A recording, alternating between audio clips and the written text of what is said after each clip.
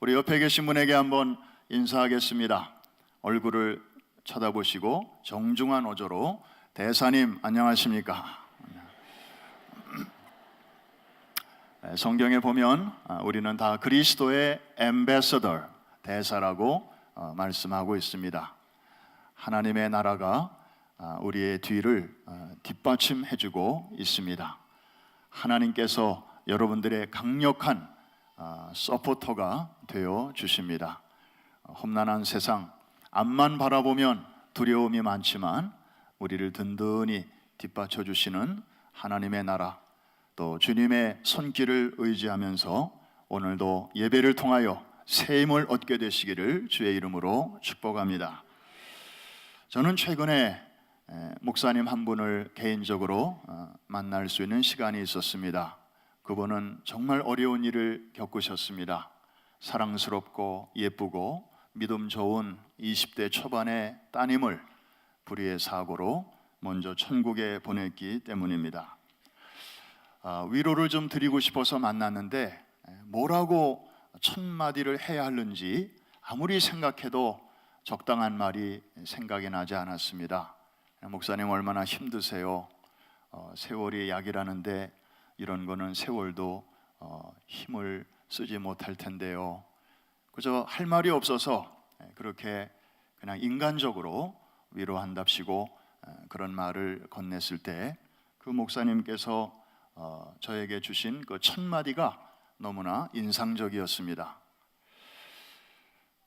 복음의 능력이 이렇게 귀하고 큰 줄 몰랐습니다.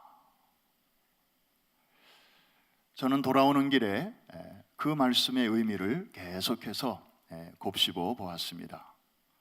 그렇구나. 여러분, 자녀를 먼저 보내는 그 아픔은 아마 당해보지 않은 사람은 어떻게 알겠습니까? 작년에 세월호 사고가 일어났을 때 그런 말들이 우리의 마음에 공감을 주었습니다.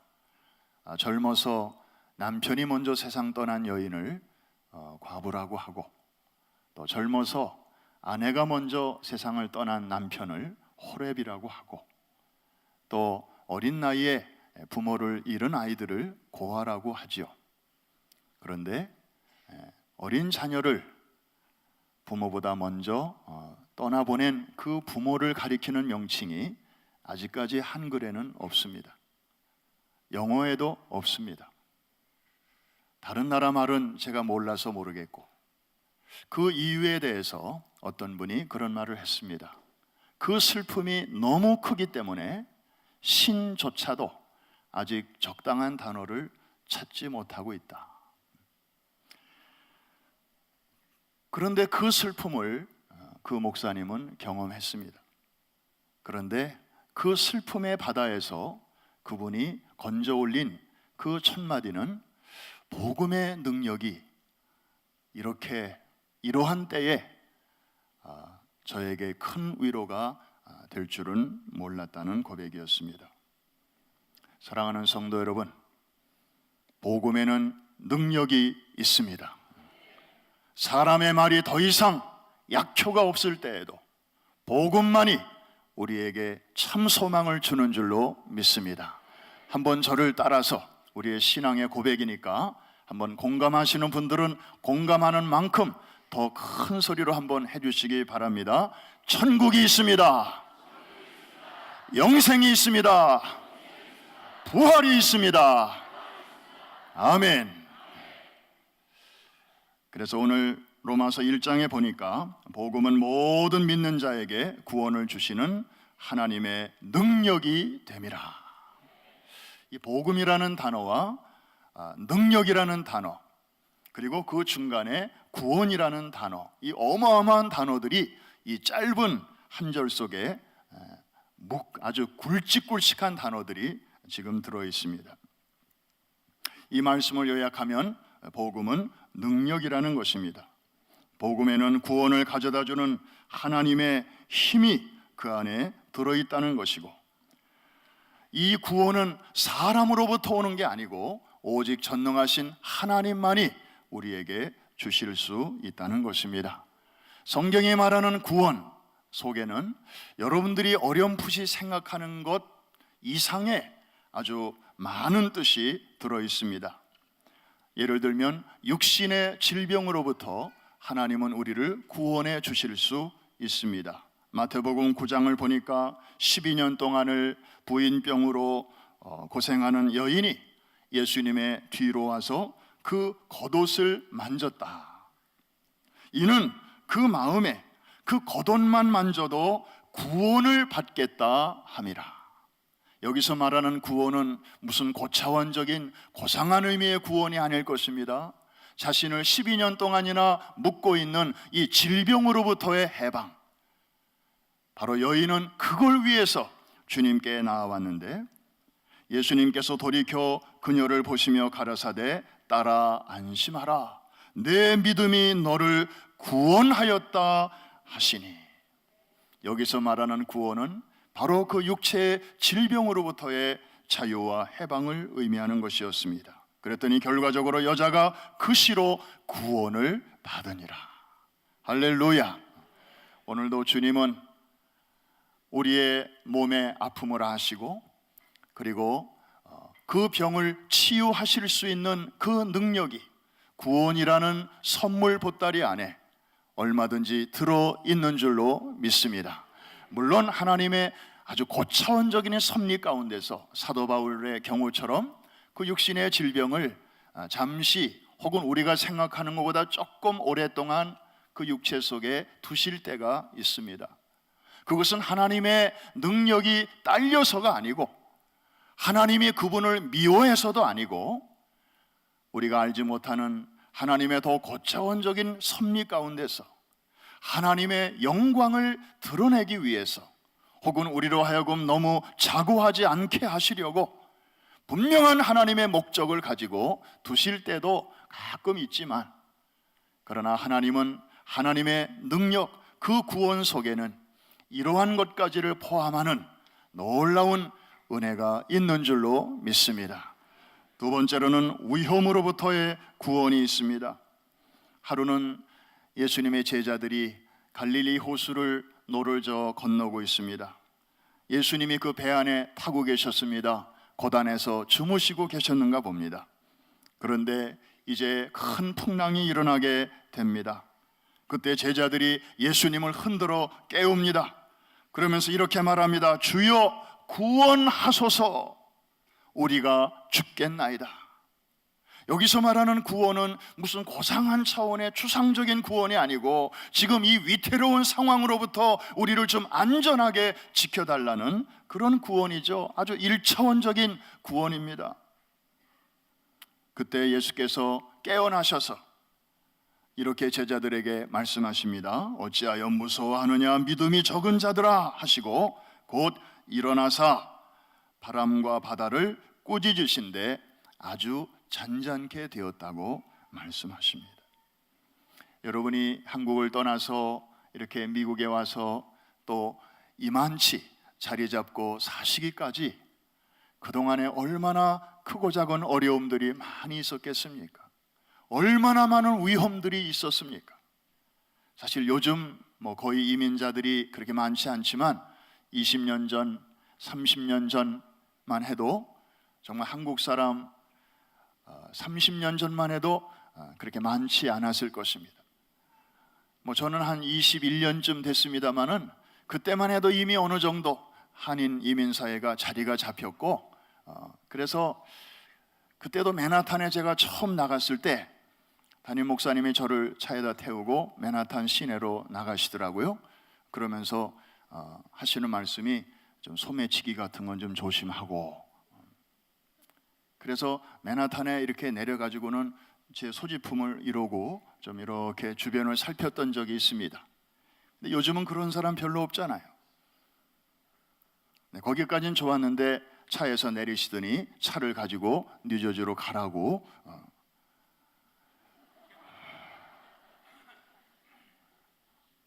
그래서 길도 모르는데, 그래서 정말 핸들을 잡고 이제 왔던 길을 이렇게 표지판을 따라서 가는데, 그 일이 있고 나서 그날로 제가 뉴욕과 뉴저지 사이에 그 길을 완전히 숙지했다는 거 아닙니까? 참 살펴보면 곳곳에 참 위험이 도사리고 있었습니다마는 우리가 알게 혹은 우리가 모르게 하나님께서 천군 천사로 지켜주시고 또 말씀의 울타리로 우리를 지켜주셔서 우리가 죽지 아니하고 하나님의 영광을 가리우지 아니하고 오늘 이 자리에까지 오게 된 줄로 믿습니다. 또 성경에 보면은 패역한 세대의 악영향으로부터 우리를 지켜주시는 구원이 또 있습니다. 사도행전 2장의 베드로의 오순절 설교를 보면 이런 말씀이 나옵니다. 또 여러 말로 확증하여 권하여 가로되 너희가 이 패역한 세대에서 구원을 받으라 하니. 여러분, 우리가 살고 있는 이 시대는 정말 우리가 봐도 야, 세상이 어쩌면 이렇게 가냐, 어쩌면 이렇게 급변하고 있나, 혀를 절로 찰 수밖에 없는 뉴스들이 하루에도 계속해서 끊임없이 우리의 귀에 들려오고 있습니다. 어떻게 사람이 악해도 이렇게까지 악할 수 있나? 그러면서도 각 시대마다 그 시대를 덮고 있는 소위 시대 정신이라는 것이 있어서 그것은 공기와 같이 우리가 모르는 사이에 슬며시 우리의 삶의 일부로, 우리의 생각 속으로 다 스며들어옵니다. 지금 우리가 살고 있는 시대를 역사학자들은 이제 더 이상 현대라고 말하지 않습니다. 현대 이후 시대라고 말하고 있습니다. 영어로는 포스트 모던이죠. 그래서 이 시대의 특징은 이제 현대에 우리가 익숙해져 있던 것들의 그 반대 현상들이 나타나고 있습니다. 전에는 절대적으로 인정되던 것들이 이제는 다 상대적인 기준으로 바뀌고 말았습니다.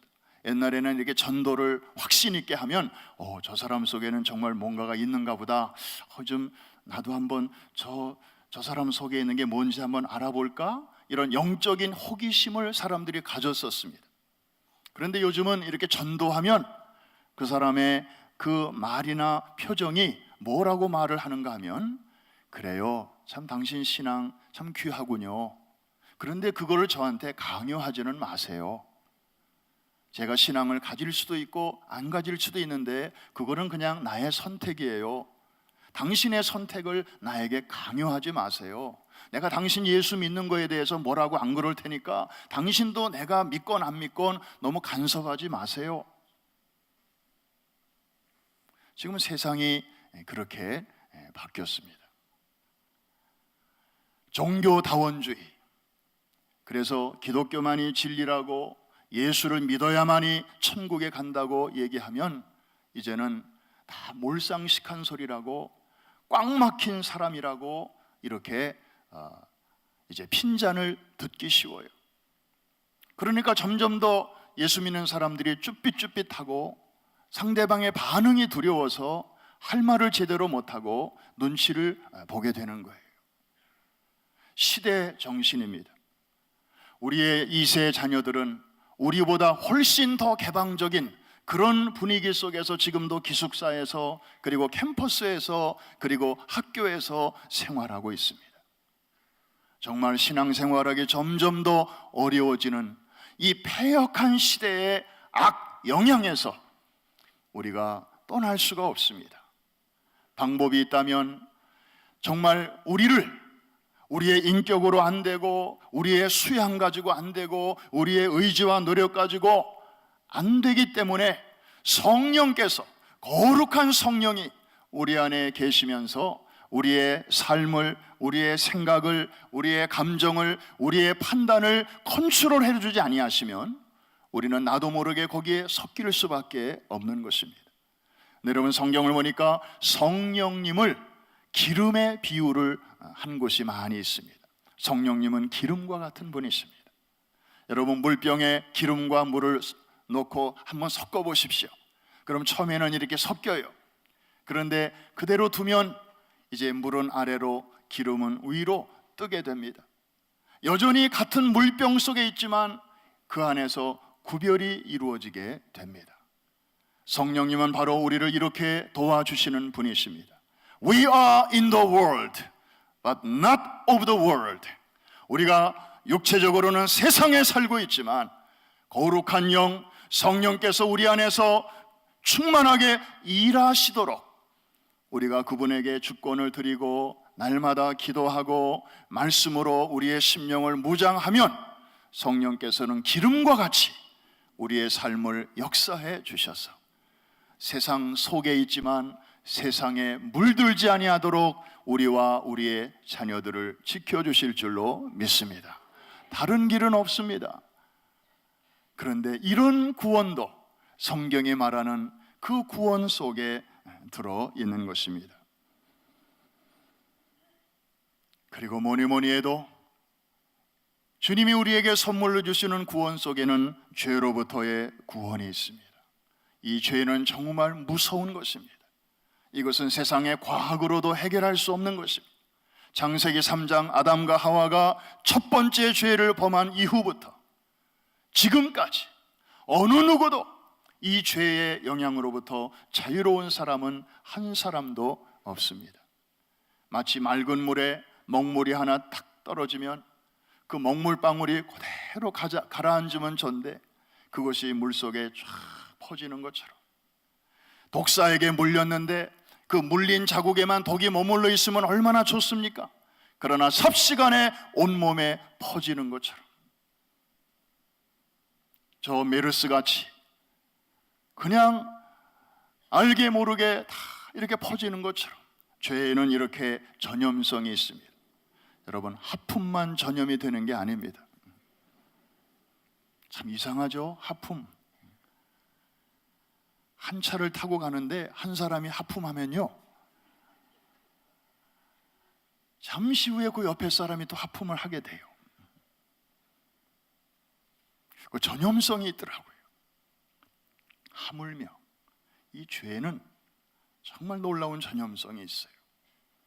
그래서 카인의 후예들이 생기고 아담의 자손들이 계속해서, 그래서 병원에서 태어나는 신생아를 보면 다 천사 같죠.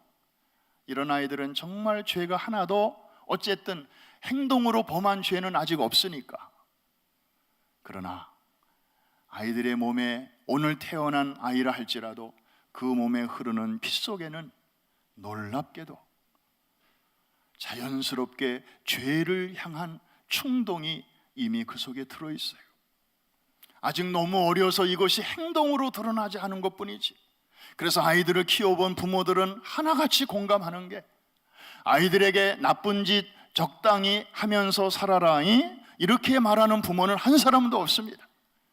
다 정직하게 살고 깨끗하게 살고 패기치지 말고 남 속이지 말고 그렇게 살아라, 좋은 얘기들은 늘 해주지만 부모가 가르쳐주지 않은 그런 여러 가지 죄악된 행실들을 아이들은 배우지 않아도 잘합니다. 알아서 잘합니다. 누가 가르쳐주지 않는데도 잘합니다. 왜 그렇습니까? 커가면서 힘이 생기면서 이미 빗속에 흐르는 그 아담의 후손으로서 그 죄를 향한 성향이 이제 그런 행동들로 나타나게 되는 것입니다. 그래서 이 죄로부터의 구원이 필요한 인생이 우리는 된 것입니다. 우리의 힘으로 할 수 없기 때문에 하나님께서는 하나님의 방법을 우리에게 사용하셨는데, 그것이 바로 죄 없는 아들 예수 그리스도를 이 땅에 보내시고 우리의 모든 죄를 그에게 다 옮겨주시고 그것을 믿는 자마다 그 죄 없는 아들 속에 있는 의로움을 우리에게로 대신 채워주시는, 그래서 예수님이 탄생하셨을 때에 천사들이 이런 말을 합니다. 아들을 낳으리니 이름을 예수라 하라. 이는 그가 자기 백성을 저희 죄에서 구원할 자임이라. 여러분, 천지 만물을 말씀 한마디로 창조하신 하나님 아니십니까? 그렇다면 우리의 죄 문제도 하나님의 말씀으로 얼마든지 해결하시면 안 되었나요? 우리의 죄는 그 위대한 말씀의 능력 가지고도 처리될 수 없을 만큼 그만큼 심각했고 그만큼 무서웠고 그만큼 깊었기 때문에 하나님은 예수 그리스도를 우리에게 보내셔야만 했던 것입니다.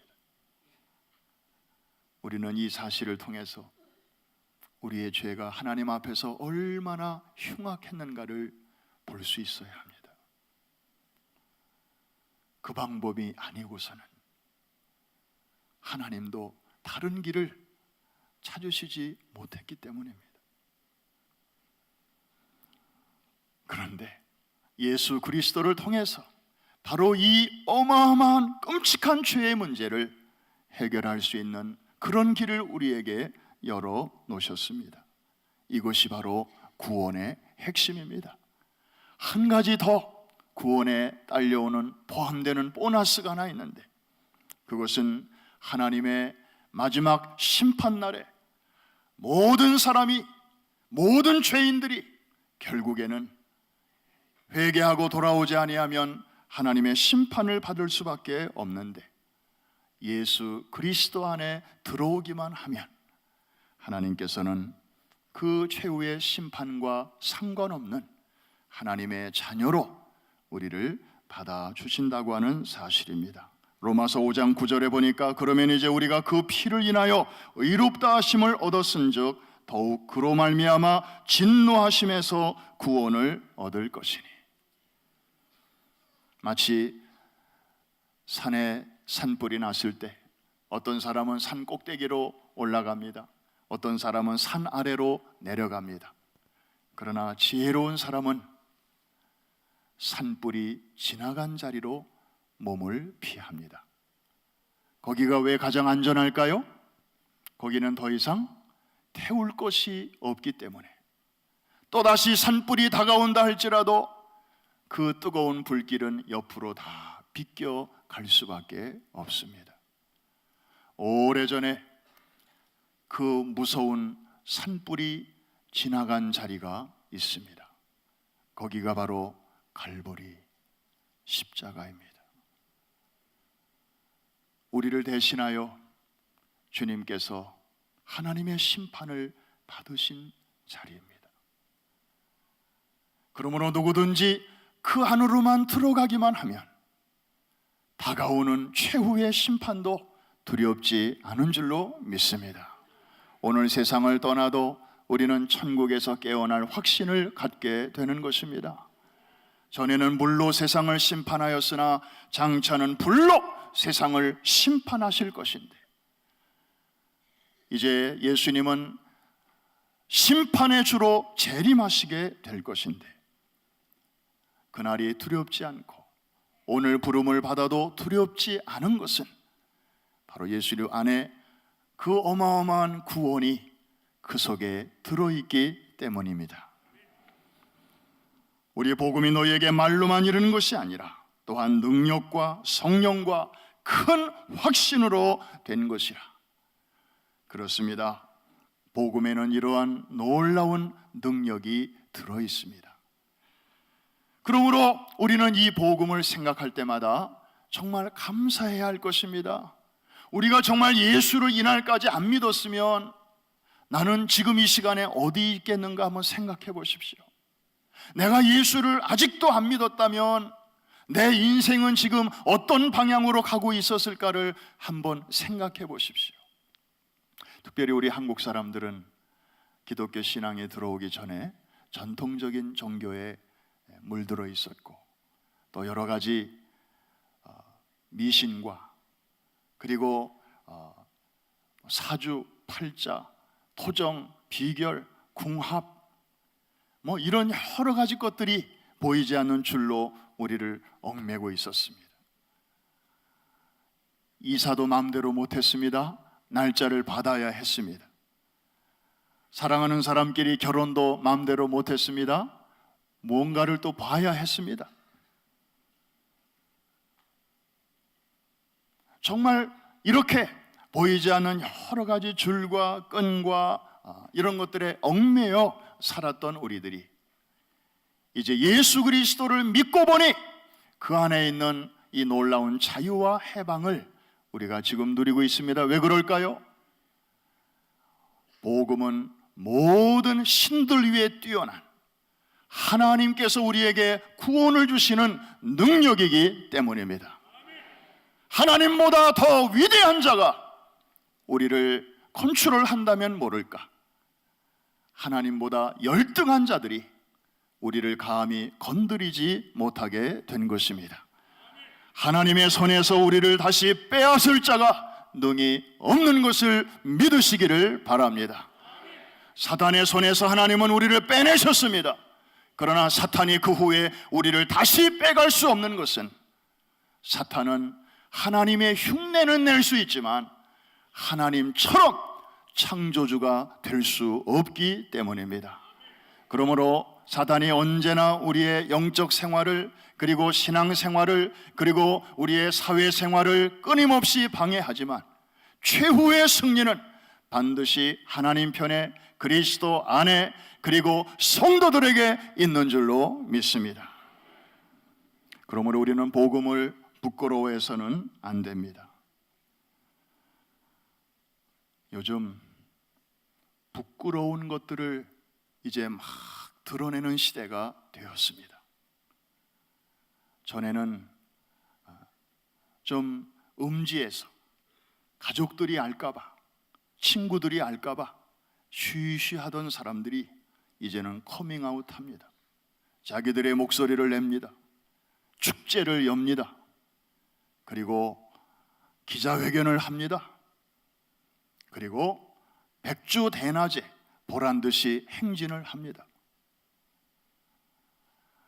물론 저들의 목소리가 침묵하는 다수보다 워낙 크기 때문에, 또 언론이 그것을 막 보도를 하니까 굉장한 어떤 세계의 대세인 것처럼 보이는지는 모르지만 여전히 저들은 소수입니다. 그리고 사실은 부끄러운 일입니다. 건강한 가정으로 가는 길이 아닙니다. 그 다음이 걱정됩니다. 그런데도 저들은 그것을 더 이상 부끄럽게 생각하지 아니하고 막 커밍아웃 합니다. 그런 시대의 뉴스를 보면서 우리 예수 믿는 사람들은 성령의 음성을 듣습니다. 너희는 복음을 혹시 부끄러워하니? 복음이 부끄러운 거니? 저들은 정말 부끄러운 내용을 가지고도 저렇게 담대히 선전하는데, 과연 너희는 자랑스러운 내용을 가지고도 왜 그렇게 수줍어하니? 성령께서 우리 안에서 탄식하는 음성을 들어야 할 것입니다. 듣게 되시기를 주의 이름으로 축원합니다. 들어야 합니다. 듣지 못하면 판단력이 흐려집니다. 판단력이 흐려지면 신앙생활에 질서가 없어집니다.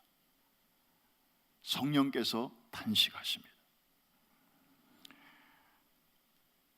글쎄, 뭐 좋은 소식이니까 전해야 되는데 지금은 적당한 때가 아닌 것 같아. 조금만 기다렸다가 더 좋은 찬스가 나면 내가 꼭 그분에게 전할 거야. 그러면서 차일피일 미루는 사람도 있습니다. 유명한 이야기 하나 소개합니다. 드와이트 무디의 전기를 읽어보면 그의 일생에 많은 사람들을 주님께로 인도했지 않습니까? 그런데 그의 생애에서 뼈아픈 그런 후회의 순간이 있었다고 합니다. 그가 시카고에서 대전도 집회를 인도했습니다. 수많은 청중이 모인 가운데서 운동장에서 설교를 하는데 성령의 감동이 자꾸만 오는 것이었습니다.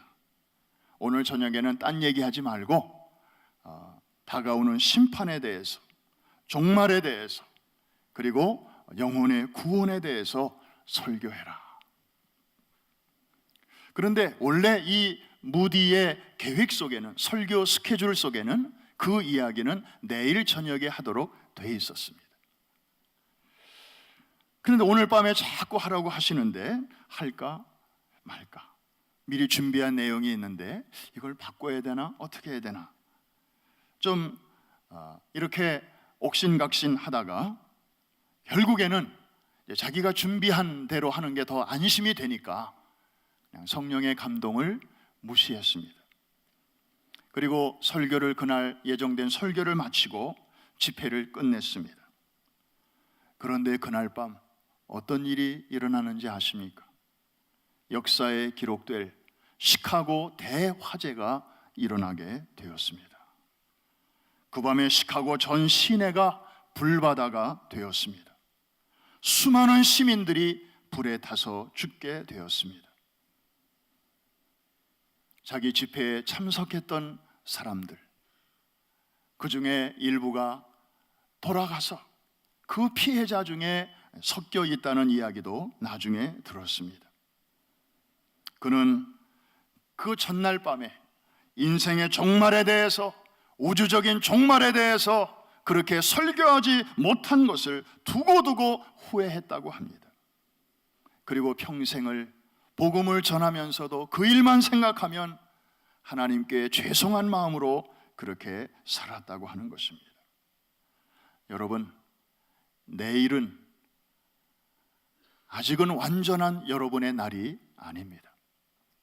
어제는 지나간 히스토리고 내일은 아직 오지 않은 미스테리고 오늘 현재만이 신이 우리에게 주신 가장 확실한 기회요, 선물입니다. 그래서 영어 단어의 present라는 단어를 보면 오늘이라는 뜻과 함께 선물이라는 뜻이 함께 들어있는 것입니다. 어떤 사람은 왠지 모르게 좀 복음을 좀 전하려니까 좀 부끄러운 생각도 들고, 그리고 저 사람은 나보다 더 좋은 차를 타고 다니고 나보다 더 좋은 집에 살고 있고 나보다 더 공부도 많이 했고 그리고 옷도 보니까 훨씬 더 수준 있게 입고 다니는데 내가 저 사람에게 복음을 가지고 접근하면 저 사람이 말은 안 해도 눈빛으로 이렇게 말하는 것 같아. 나는 예수 없이도 이만큼 잘 살고 있으니까 당신이나 예수 열심히 믿고 잘해보시오. 괜히 그런 생각이 든단 말이야. 그래서 저 사람은 통과, 좀 나보다 좀 후줄근한 옷을 입고 좀 어렵게 사는 것 같은 그런 사람한테나 좀 다가가야지. 또 이런 생각 때문에 해야 할 일을 못하는 경우도 종종 있습니다. 여러분, 한 가지를 기억하십시오. 사람의 기준과 하나님의 기준은 엄연히 다르다는 사실을. 우리 사람들은요, 같은 사람을 평가할 때 언제나 상, 중, 하로 평가합니다. 사는 정도, 배운 정도, 가진 정도. 그래서 상이냐 중이냐 하냐. 그래서 아직도 중산층이라는 단어를 쓰는 게 다 그런 이제 오래된 그 구분법에서 오는 것입니다. 뭐 상류층, 그 다음에 서민층, 그 다음에 중산층. 다 이게 뭐 경제계에도 다, 아마 여기 50대 이상 되신 분들은 그때는 국민학교였으니까 국민학교 학년이 올라갈 때마다 학교에서 종이 하나씩 나눠주잖아요. 가정환경조사서. 그러면 거기 사는 집이 자택이뇨, 뭐 새방이뇨, 월세뇨, 그 동그라미 쳐야 돼요. 전화기 있뇨, 없뇨, 테레비 있냐, 없냐, 자동차 있냐, 없냐. 그때는 너무 어려서 별로 기분 나쁘진 않았지만 지금 생각해보면 당장 찢어버렸을 것 같아요. 그게 인간의 기준이에요. 그래서 누굴 처음 만나면 이렇게 위아래를 훑어보잖아요. 상중하예요, 기준이. 그런데 성경의 기준은 전혀 다릅니다. 이게 아니라 좌냐 우냐, 둘 중에 하나입니다. 예수님의 비유 중에도 마지막 날에 하나님의 심판대 앞에서 오른편에 설 자가 있고 왼편에 설 자가 있다. 중간에 회색 지대는 없습니다. 예수님이 십자가에 달리셨을 때에도 오른편에 강도가 있었고 왼편에 강도가 있었어요. 그 중에 한 사람은 라스트 미닛에 정말 주의 은혜로 낙원에 가는 기회를 얻었고, 이 사람은 그 마지막 기회마저도 그냥 놓치게 되었습니다. 하나님의 기준은 예나 지금이나 명확합니다. 이쪽이냐 저쪽이냐. 그래서 누구든지 그리스도를 모신 마음이면 그 사람이 전도자이고, 아직 그리스도가 없는 마음이면 누구나 전도 대상자임을 우리는 알아야 할 것입니다. 저분이 나보다 더 좋은 집에 살건, 저분이 나보다 더 교양이 훨씬 뛰어나건, 그런 거에 관계없이 저분 속에 그리스도 예수가 아직 없으면 정말 주님이 가장 필요한 인생임을 우리가 깨닫고 그분을 위해서 기도해야 할 것입니다. 나같이 완악한 자의 마음속에도 찾아오신 주님, 저분에게는 왜 못 들어가시겠습니까? 저분이 주님 모시고 살면 정말 주변이 더 환하게 밝아지게 될 텐데, 나를 만나 주신 주님, 저분에게도 만나 주옵소서. 말씀을 마칩니다. 바울은 자신을 복음의 빚진 자라고 오늘 본문에서 소개하고 있습니다. 누구에게 빚을 졌을까요? 한두 사람에게 빚을 진 게 아니었습니다.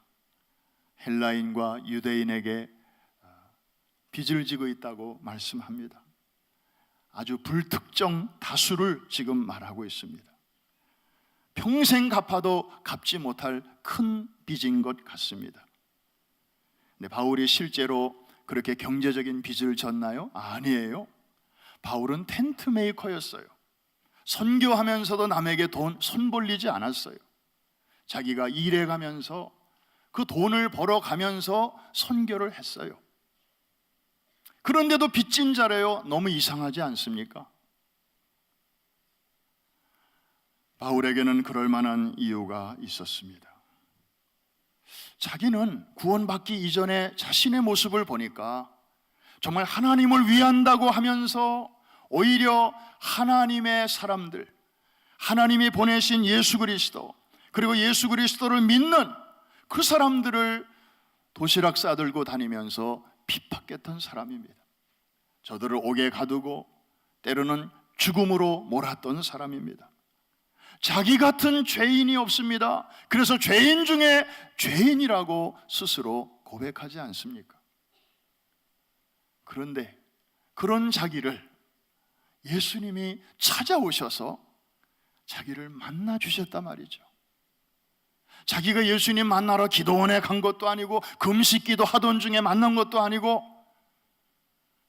그날도 예수 믿는 예수쟁이들을 잡으러 가는 길에, 또 다른 죄를 범하러 가는 길에 예수님이 자기를 만나 주셨습니다. 너무 이상한 거죠. 주님이 말씀하십니다. 내가 너를 이방인의 사도로 세우노라. 이방인을 위한 그릇으로 내가 너를 쓰기 위해서 이렇게 불렀다. 바울은 거기서 한 가지 중요한 사실을 깨달았습니다. 주님이 나를 구원해 주신 것은 내가 주님을 간절히 찾았기 때문도 아니고, 내가 남들보다 착하게 살아서도 절대 아니고, 딱 한 가지 이유에서였구나. 이방인에게 가게 하시려고. 다시 말하면 그리스도가 아직 없는, 그리스도를 필요로 하는 그 사람들에게 내가 가서 그 좋은 소식을 전하게 하시려고, 내가 그동안에 엉망진창으로 살았음에도 불구하고 하나님이 나를 건지신 것이로구나.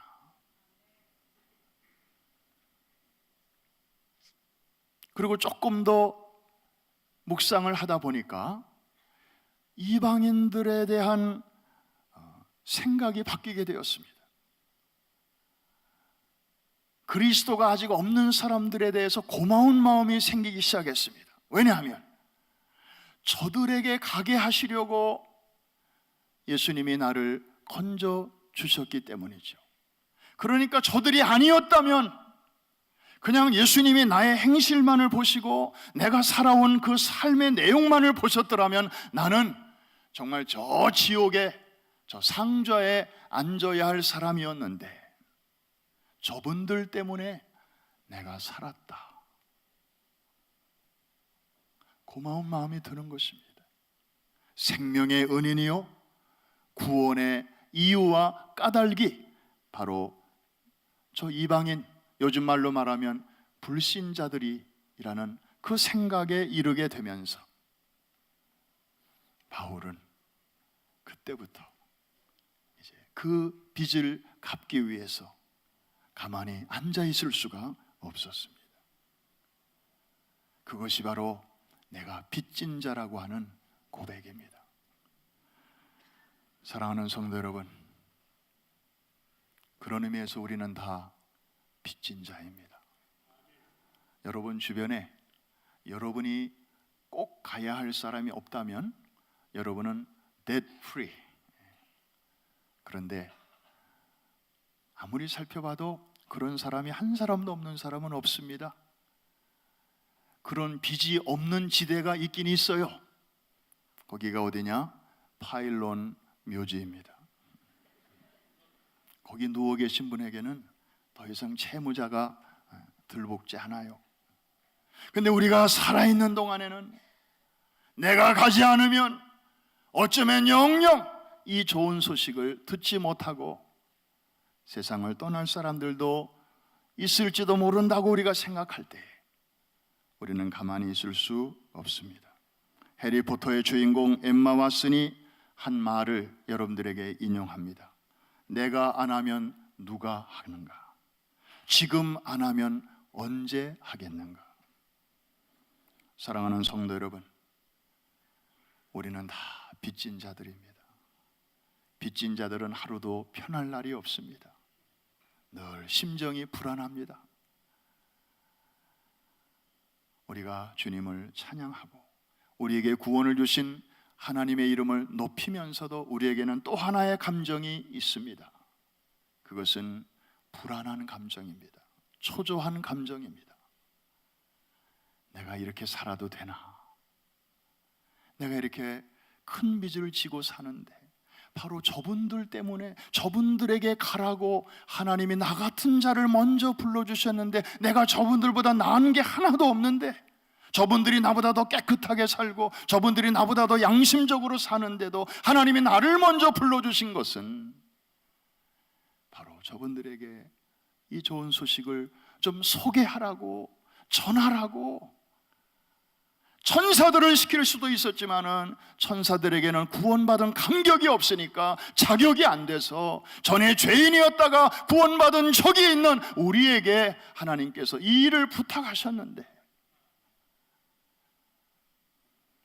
오늘 이 예배를 드리면서 또 성령의 그 다정한 음성, 여러분 개인에게 주시는 음성을 듣게 되시기를 주의 이름으로 축원합니다.